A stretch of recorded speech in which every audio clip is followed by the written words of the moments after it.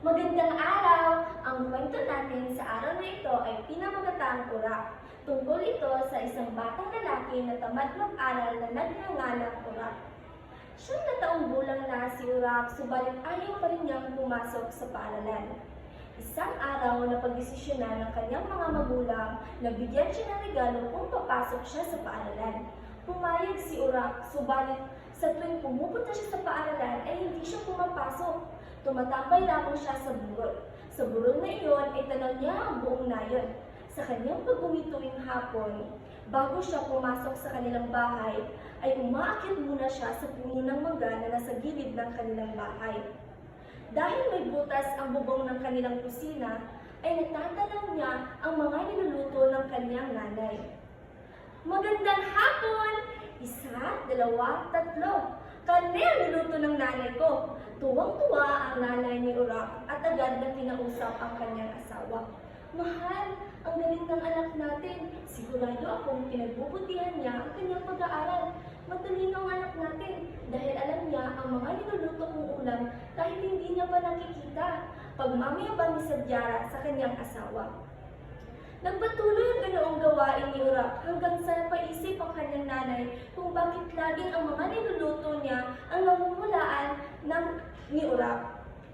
Isang araw, sinubukan ni Sadyara ang kahusayan ng kanyang anak. Umaga ng hapon, nagluto siya at inilagay niya ito sa ilalim ng kama ni Urak. At pagdating ng kanyang anak, magandang hapon, Nay-Tay! Nasa ilalim ng kama ko ang niluto ni Nanay. Namangha si Sadyara sa kanyang anak. Simula noon, ipinagmalaki niya na ito at ibinalita niya sa mga kapitbahay kung gaano kahusay sa pag-aaral ang kanyang anak. At dahil doon, inakala ng mga tao na may kapangyarihan si Urak. Hanggang sa umabot ito sa kapitan ng ngayon, ang mga sabi-sabi sa batang si Urak. Umaga ng Sabado, nagulat si Sadyara nang makita na maraming tao ang bumisita sa kanilang bahay. Ikinagulat din niya na makita niya si Kapitan Mawe, kaya agad siyang nagmadali sa loob at naglinis. Magandang umaga, Kapitan! Buti at napadalaw kayo sa aming kubo, sabi ni Sadyara. Magandang umaga rin! Ang anak mo, kamusta kayo rito?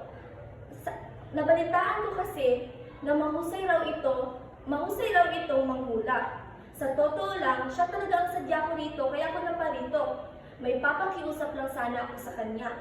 Pagpapaliwanag ng kapitan. Mabuti lang naman po kami rito, Kapitan. Ang anak ko, nasa loob. Sandali lang po at tatawagin ko. Tinawag ni Sadyara si Urak. At kinabahan si Urak. At ngunit wala na siyang magawa. Kaya lumabas siya at kinausap ang kapitan. Magandang umaga po, Kapitan. Pagbati ni Urak. Magandang umaga rin, Iho. Balita ko, mahusay ka raw manghula. Nawawala kasi ang singsing ko. Magpapatulong sana ako sa iyo. Mahalaga kasi sa akin yun. Bibigyan kita ng pera kung mahuhulaan mo kung nasaan at kung sino ang nakakita ng singsing ko. Pagpapaliwanag ng kapitan. Payag po ako, pero kung pwede, sa inyong bahay po natin gagawin mamaya. Pupunta po ako sa inyo dahil kakausapin lang muna ako ni Nanay pagdadahilan ni Urak. Sige, Urak, ipahihintay kita kay Lukman para ihatid ka sa bahay. Huwag kang mag-alala, sa lahat ng tao ko, siya ang pinagkakatiwalaan ko. Pagpapaliwanag ng kapitan. Umuwi ang kapitan habang naghintay naman sa labas ng bahay si Lukman.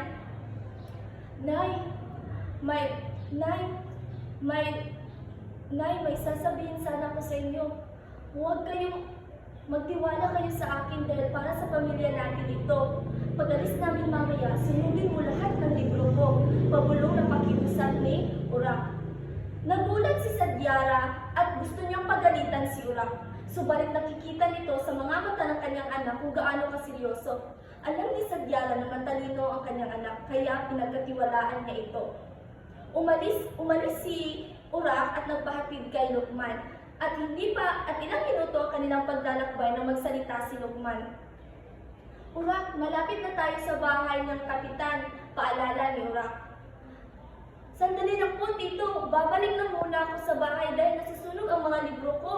Pagpapaliwanag ni Urak, tumakbo si Urak, Urak hinabol ni Lukman at pagdating nila sa bahay ay nakita nila ang mga nasusunog na libro. Nagulat at naniwala si Lukman na totoong manghuhula ang kasama niyang bata.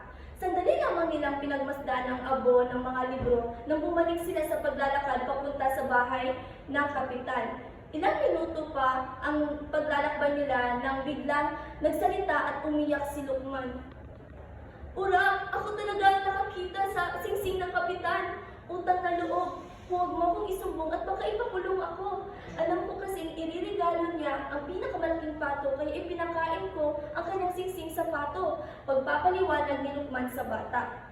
Nagpaiwan si Lukman habang patuloy naman sa kanyang paglalakad si Urak at nang makarating sa bahay ng kapitan ay pinaupo siya at pinainom ng tubig. Kapitan, may mga pato po ba kayo dito? Tanong ni Urak. Oo, marami. Gusto mo bibigyan kita? Sagot ng kapitan. Oo, gusto ko yung pinakamalaking pato. Kumuha ka ng kutsilyo at gilitan mo ito sa liig. Nagulat at nagtaka ang kapitan, ngunit sinunod pa rin niya ang utos ng bata. Lumabas siya at inutos na hulihin ang pinakamalaking pato at nang mahuli ay gilitan niya ito sa liig. At dito niya nasilayan ang pagkahulog ng kanyang singsing. Sa sobrang tuwa ay agad na niyakap at nagpasalamat ang kapitan. Ngunit, halika muna rito, iho. Pumasok muna tayo sa loob at ibibigay ko sa iyo ang pera. At nang makuha ni Urak ang kanyang gantimpala, ay agad siyang nagpaalam na kailangan niya nang umuwi. At nang makalabas ng bahay ay agad na tinawag siyang muli ng kapitan. Urak, halika muna rito, sandali lang. Ibibigay ko sa iyo lahat ng kayamanan ko. Kung makakaya mo ang ipapagawa ko. Nasiyahan si Urak sa sinabi ng kapitan. Sige po, ano po ang gusto niyong gawin ko? Kung mababasa mo ang nakasulat sa papel na ito, ay ibibigay ko sa iyo lahat ng kayamanan ko. Lumapit si Urak at nang nakita niya ay hindi na siya nakapagsalita.